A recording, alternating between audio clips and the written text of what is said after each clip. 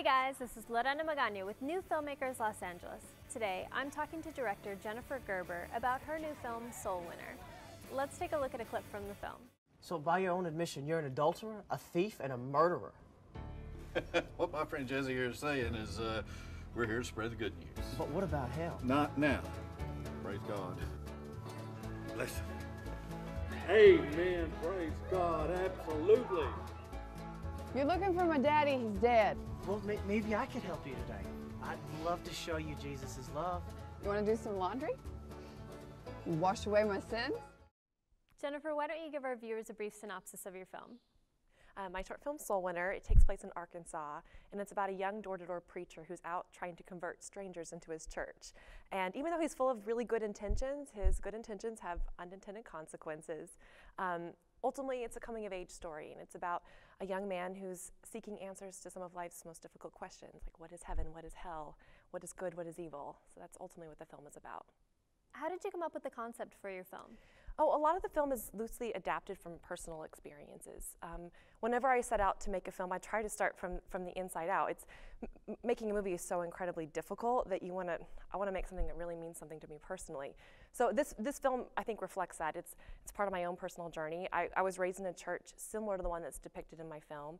And even though this exact story didn't happen to me, there is an adaptation of things that have either happened to me or people that I know.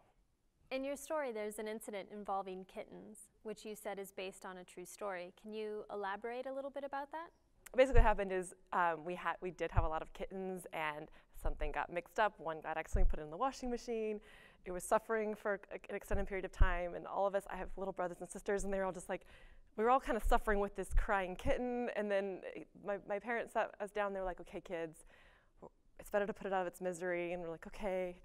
And then my dad goes out back and does it, and then he comes back and reveals how he did it, and we were just like, what? Why would you do that? And it's a story we retell, so I think that's why I was like, maybe, I know it's a risky story to put in a film, but it made me want to tell it in the sense that I know there's something to it I know it's shocking, but I feel like there's something that is bigger than what the story is.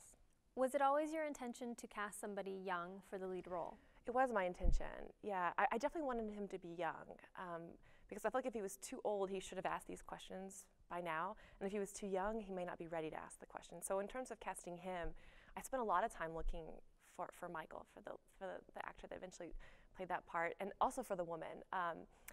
And I wanted them to be in contrast to each other. That was also really important, that they felt like they came from different worlds. What were some of the challenges that you faced when you were shooting? Shooting in Arkansas was challenging. There's not really a production hub there, so I brought in a lot of the cast and the crew to make the movie. And but there were some fun parts to it too. Like one of my favorite stories for making the movie was there's like basically two people in Arkansas that rent out equipment, and when we finally did find the gear, we didn't have a way to transport it, so it was transported in a horse trailer. We had this like rusty old truck in our horse trailer that carried around all of our gear, which I thought was amazing. I loved it so much. I would probably do that again. But you know, it was like, it's very Arkansas. The movie was very Arkansas, and the thing that was amazing about it was just the way the community came out. Like there was a local hotel that put us up for super cheap, and the people just opened their homes to us. My dad cooked all the meals. Like it was a very like family film. So that part was really cool. It makes me want to shoot more there.